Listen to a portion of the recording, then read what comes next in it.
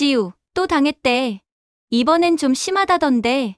박순자 할머니는 도시락 보온통을 들고 학교 운동장을 지나던 중 운동장 한쪽에서 들려오는 아이들의 수군거림에 발걸음을 멈췄습니다. 지우, 그건 바로 그녀의 손자 이름이었습니다. 순간 심장이 덜컥 내려앉았습니다.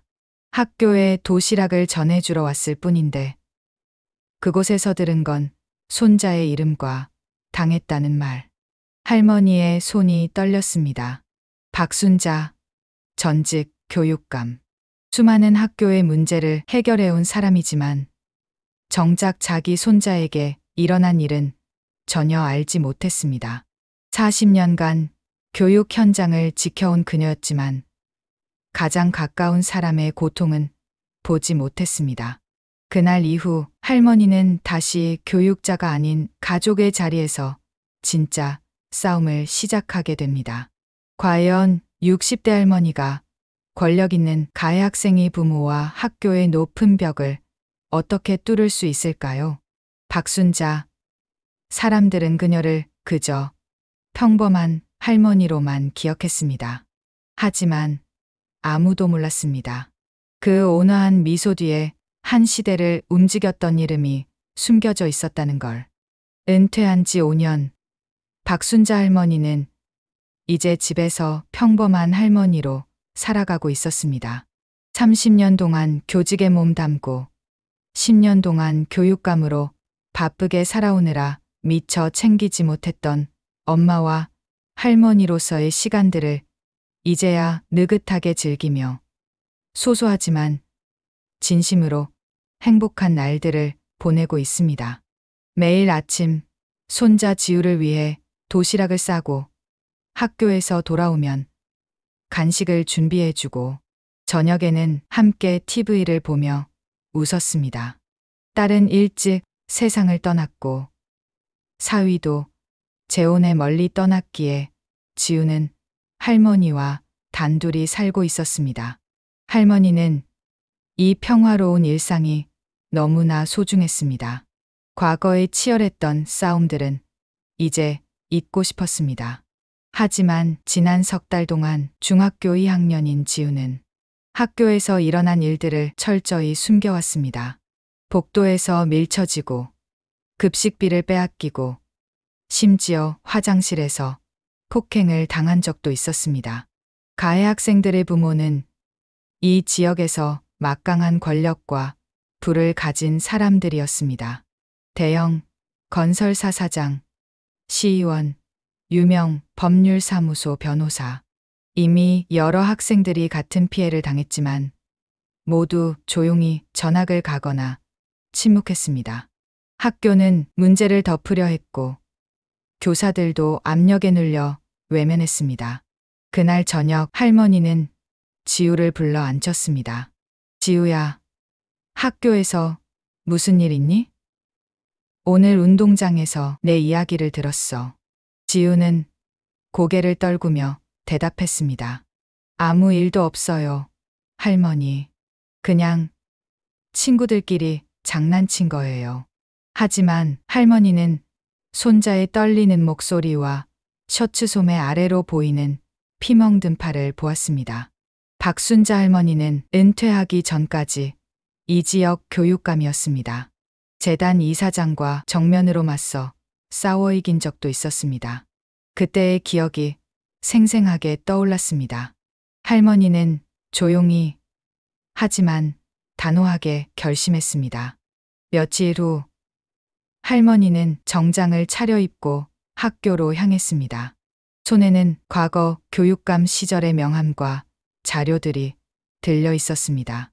40년의 경험이 이제 손자를 지키는 무기가 될 것이었습니다. 학교 교문 앞 할머니는 행정실로 향했습니다. 행정실로 들어서자 학생들과 몇몇 교사들이 할머니를 힐끗 보며 속삭였습니다. 연세가 있으신데 뭐 하러 오신 걸까요? 행정실 직원이 귀찮은 듯한 표정으로 말했습니다. 여기 함부로 들어오시면 안 되는데. 무슨 일로 오셨나요? 사전 약속이 있나요? 행정실 직원이 퉁명스럽게 말을 건넸습니다. 할머니는 차분하지만 단호한 목소리로 대답했습니다. 저는 박순자입니다. 5년 전 이 지역 교육감이었습니다. 제 손자가 이 학교에서 폭력을 당하고 있습니다. 지금 당장 교장을 만나야겠습니다. 행정실은 순간 조용해졌습니다. 직원들은 서로 눈빛을 교환했습니다. 박순자라는 이름은 이 지역 교육계에서 전설처럼 내려오는 이름이었습니다. 행정실장이 조심스럽게 입을 열었습니다. 그 박순자 교육감님이십니까? 재단 비리를 밝혀내신 할머니는 고개를 끄덕였습니다. 그녀의 전설은 15년이 지난 지금도 생생했습니다. 2010년대 후반 박순자 교육감은 이 지역 최대 재벌 그룹이 운영하는 사립학교의 비리를 적발했습니다. 재단이 학교 예산 수십억 원을 횡령하고 교직원 채용에서 금품을 받았으며 학생들의 등록금을 부당하게 인상했던 사건이었습니다. 당시 재단 이사장은 지역 유지들과 정치인들을 동원해 할머니를 압박했습니다. 협박 전화가 밤낮으로 걸려왔고 언론은 할머니를 과격한 개혁주의자로 몰아갔습니다. 하지만 할머니는 굴하지 않았습니다. 2년간의 조사 끝에 재단 이사장은 구속되었고 횡령된 예산은 모두 환수되었습니다. 그 사건 이후 이 지역의 모든 사립학교가 투명하게 운영되기 시작했습니다. 또한 할머니는 교사 임용 비리 사건도 해결했습니다. 고위 공무원들이 금품을 받고 조사 임용 시험 문제를 유출했던 사건이었습니다. 할머니는 검찰과 협력해 비리 관련자 17명을 적발했고 모두 법의 심판을 받게 했습니다. 이 사건으로 조사 임용 시스템이 개편되었고 투명성이 크게 향상되었습니다. 교육계에서는 할머니를 철의 여인, 학생들의 수호자라고 불렀습니다. 권력 앞에서도 절대 굽히지 않는 원칙주의자였고 학생 인권을 최우선으로 여기는 교육자였습니다. 교장실로 안내받은 할머니 앞에는 김태준 교장과 생활지도부장 이철수 교사가 앉아 있었습니다. 교장은 당황한 표정을 감추며 정중하게 말했습니다. 박순자 선배님이십니까? 말씀은 들었습니다만 학교 내부 문제는 절차에 따라 처리해야 합니다. 할머니는 조용히 자리에 앉았습니다. 그녀의 눈빛은 흔들림이 없었습니다. 할머니가 천천히 입을 열었습니다. 교장 선생님, 저도 교육 현장에 있었습니다. 절차도 중요하지만 지금 제 손자를 포함한 여러 학생들이 고통받고 있습니다. 제가 교육감 시절에도 이런 문제와 맞섰습니다. 오늘은 제 손자가 피해를 보고 있어요. 그냥 지나칠 수 없습니다. 이철수 교사가 조심스럽게 끼어들었습니다. 하지만 증거가 명확하지 않으면 가해 학생을 처벌할 수 없습니다. 학부모들도 강력하게 항의하고 있고 할머니는 교사를 똑바로 바라보았습니다. 그 시선에는 실망과 안타까움이 섞여 있었습니다. 할머니가 조용히 물었습니다. 교사가 학생이 아닌 학부모 눈치를 보고 있다는 말씀인가요? 교장실은 순간 냉랭한 침묵에 빠졌습니다. 복도에서 이 소식을 들은 일부 교사들이 문 밖에 모여들었습니다. 속삭이는 소리가 들렸습니다.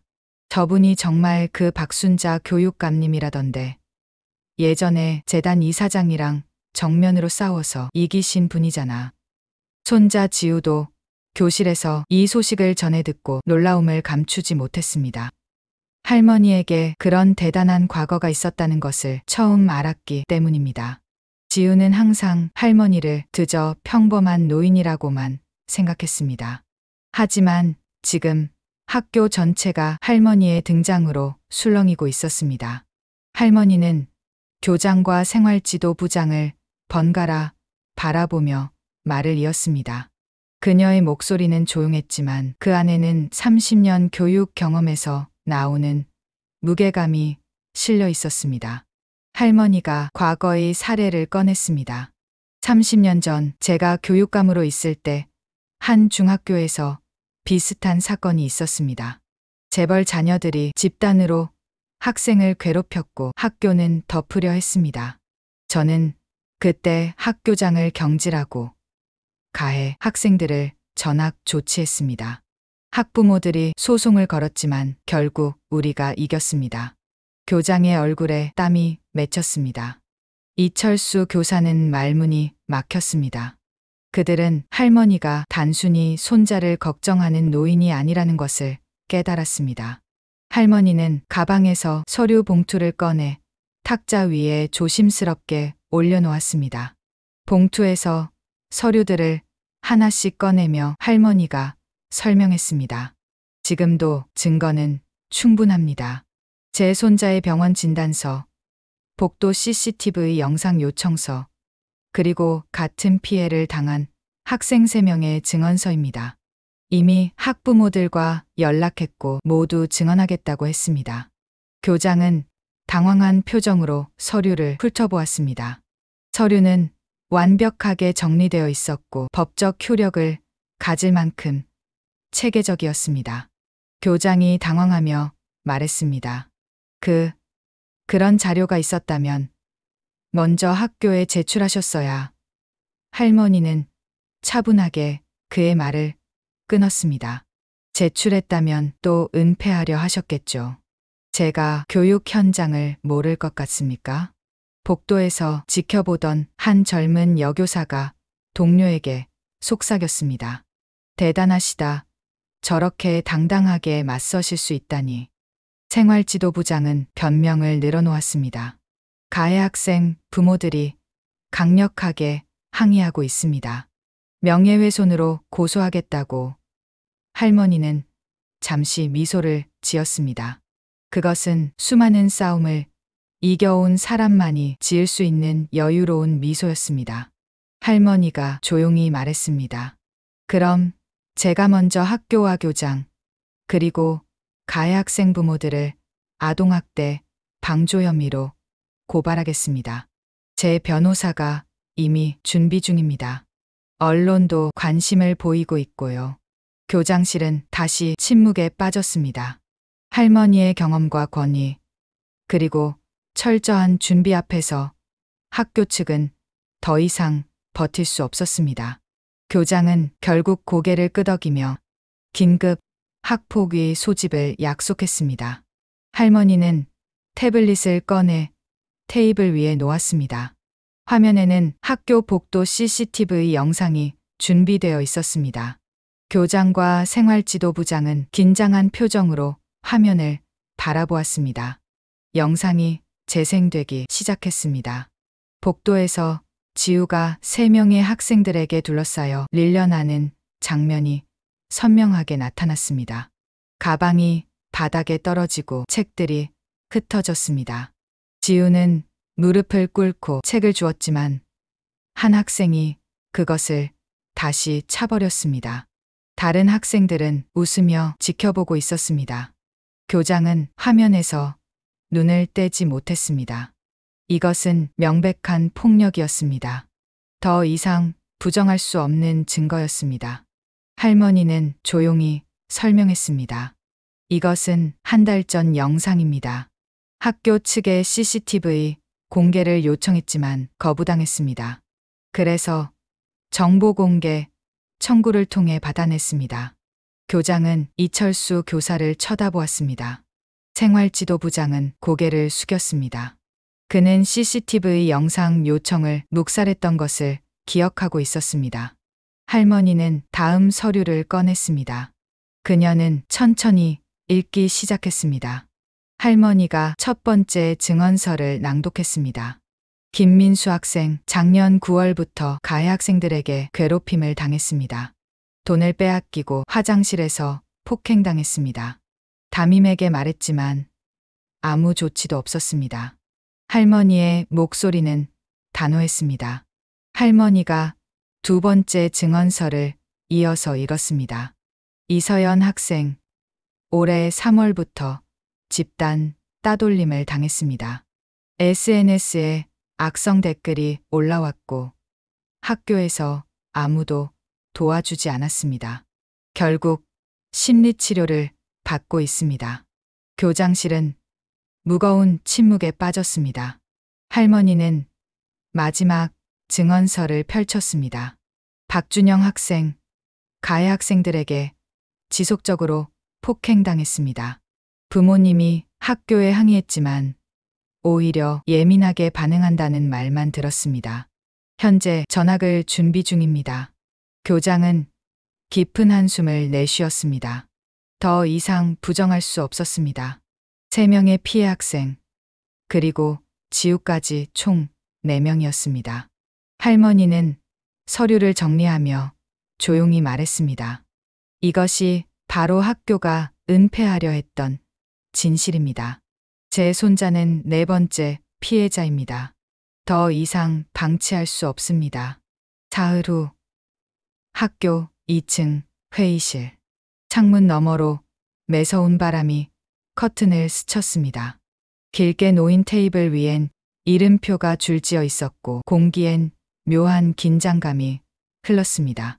교장, 교사 대표 4명, 학부모 대표 3명, 그리고 끝자리에 가해 학생의 부모들이 앉아 있었습니다. 그들 중 1명, 회색 수트를 입은 남자가 팔짱을 낀 채 냉소를 지었습니다. 바로 강민호 지역 건설사 사장이자 학부모회 실세였습니다. 그가 먼저 입을 열었습니다. 이게 무슨 일입니까? 애들 장난 하나에 이렇게 난리라니. 세상이 너무 예민해졌어요. 그 말에 몇몇 교사들이 눈치를 보며 고개를 숙였습니다. 하지만 할머니 박순자는 미동도 없었습니다. 조용히 테이블 위에 손을 올리고 그를 바라보았습니다. 그 눈빛엔 오랜 세월 교단과 교육청을 지켜온 사람만의 단단함이 있었습니다. 장난이라 하셨습니까? 그녀의 목소리는 낮았지만 회의실의 공기를 멈춰 세웠습니다. 손자는 2달 동안 지속적으로 폭행을 당했습니다. 병원 진단서도 있습니다. 아이의 팔과 등엔 멍이 가시질 않았어요. 이것이 장난입니까? 순간 강민호의 얼굴이 굳었습니다. 그는 억지 웃음을 지으며 맞받았습니다. 증거 있습니까? 있다고 들었습니다. 우리 아들은 그런 일 없다고 합니다. 박 여사님, 근거 없는 말씀은 명예훼손입니다. 그 말이 끝나자 할머니는 천천히 가방에서 태블릿을 꺼냈습니다. 정적이 흐르는 가운데 화면이 켜졌습니다. 그리고 영상이 재생되었습니다. 복도 CCTV에서 몇 명의 학생이 지우를 밀치고 욕을 하고 가방을 던지는 장면. 화장실 앞에서 몰아세우며 협박하는 목소리까지 생생히 들렸습니다. 회의실 안은 숨조차 멈춘 듯 고요했습니다. 이게 말도 안 돼. 강민호는 중얼거렸지만 화면이 모든 걸 말해주고 있었습니다. 할머니는 한치의 흔들림도 없이 또 다른 파일을 열었습니다. 이건 다른 피해 학생들의 증언서입니다. 이미 5명이 같은 아이들에게 피해를 입었습니다. 그중 3은 전학을 갔습니다. 그녀는 한 장 한 장 천천히 낭독했습니다. 저는 맞았습니다. 하지만 아무도 도와주지 않았습니다.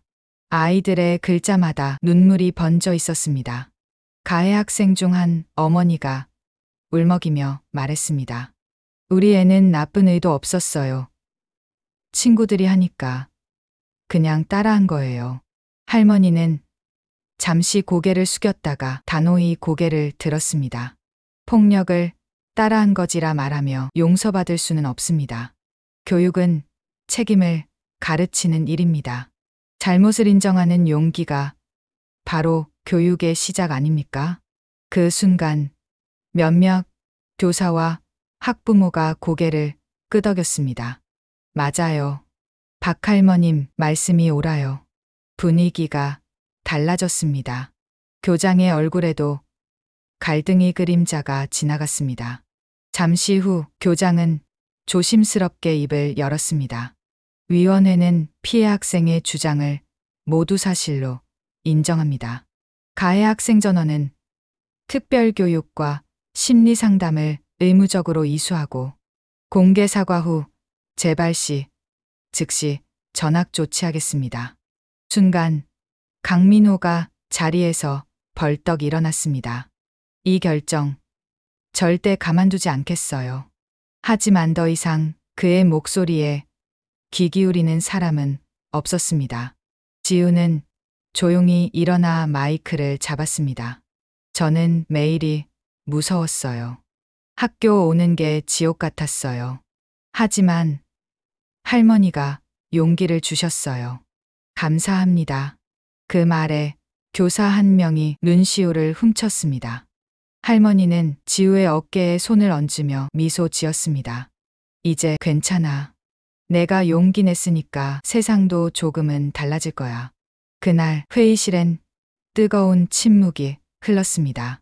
그건 두려움의 침묵이 아니라 존경과 깨달음의 침묵이었습니다. 박순자 할머니의 단호한 한마디가 오래 묶여있던 학교의 침묵을 깨뜨렸습니다. 그리고 그 자리에서 정의가 비로소 숨을 쉬기 시작했습니다.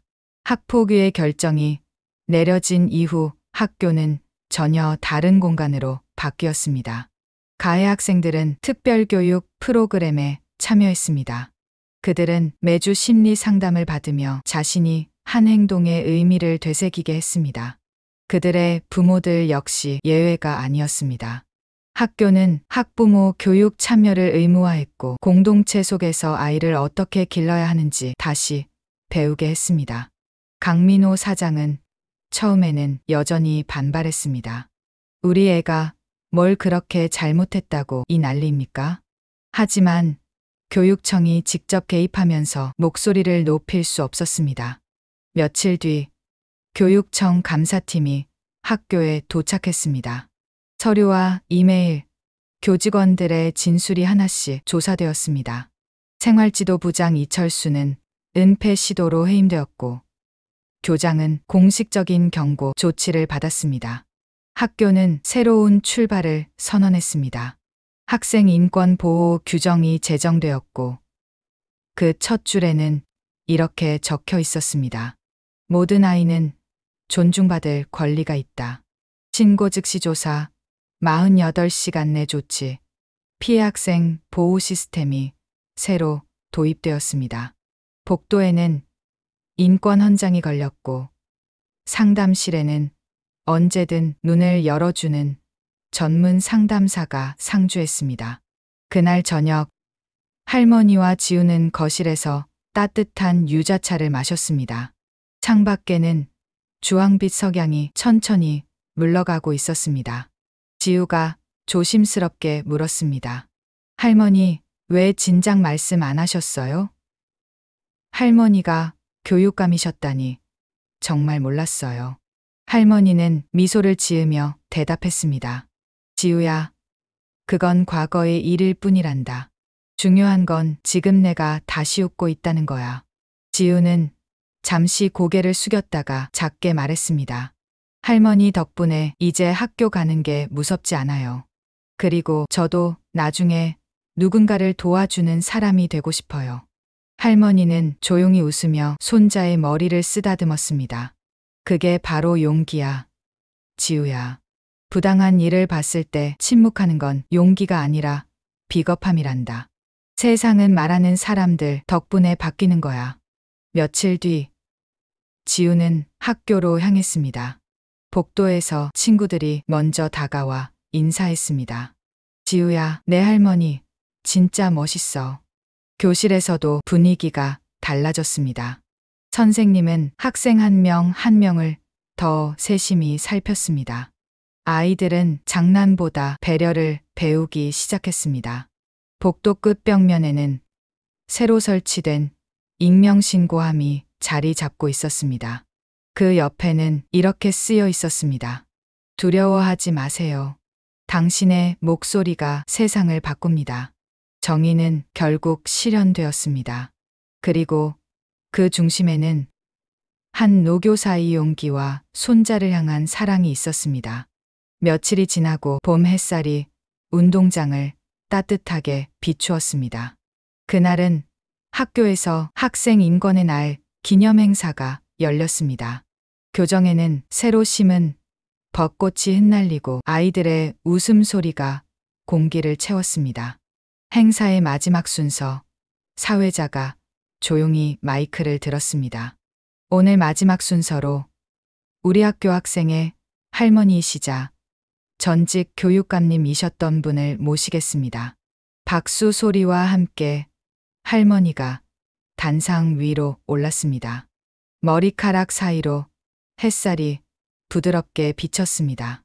그녀는 천천히 마이크를 잡고 말했습니다. 여러분, 교육은 성적을 올리는 일이 아닙니다. 마음을 배우는 일입니다. 순간 강당이 고요해졌습니다. 할머니는 한 명 한 명의 얼굴을 바라보며 천천히 이어갔습니다. 누군가를 웃게 하는 말, 누군가의 마음을 지켜주는 행동. 그게 바로 여러분이 배워야 할 진짜 공부입니다. 그녀는 자신이 교육감 시절 겪었던 이야기도 꺼냈습니다. 그때도 아이가 상처받는 일이 있었지만 한 학생의 용기로 세상이 달라졌습니다. 여러분도 그런 사람이 되길 바랍니다. 학생들은 숨죽여 들었습니다. 지우는 맨 앞줄에 앉아 있었습니다. 그의 눈빛은 예전과 달랐습니다. 이제 더 이상 피해자가 아니었습니다. 누군가의 아픔에 공감할 줄 아는 사람으로 성장했습니다. 행사가 끝난 뒤 운동장에는 아이들이 모여 서로의 어깨를 두드리며 웃고 있었습니다. 지우가 할머니에게 다가와 말했습니다. 할머니, 저도 언젠가 누군가를 지켜주는 사람이 될게요. 할머니는 미소 지으며 대답했습니다. 그 약속 꼭 지켜야 한다. 그게 진짜 어른이 되는 길이란다. 그날 운동장 한쪽 벽면에 새 현수막이 걸렸습니다. 누군가의 용기로 세상은 자랍니다. 햇살 속에서 그 문구가 바람에 흔들렸습니다.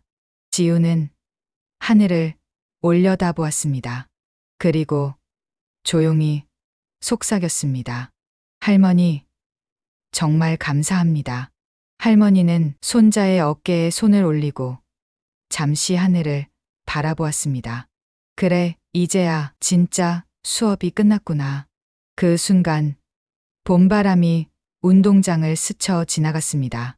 바람 속에는 오래된 교정의 냄새와 새롭게 시작된 세대의 희망이 함께 섞여 있었습니다. 지우의 이야기는 끝났지만 우리 주변의 지우들은 여전히 어딘가에서 도움을 기다리고 있습니다.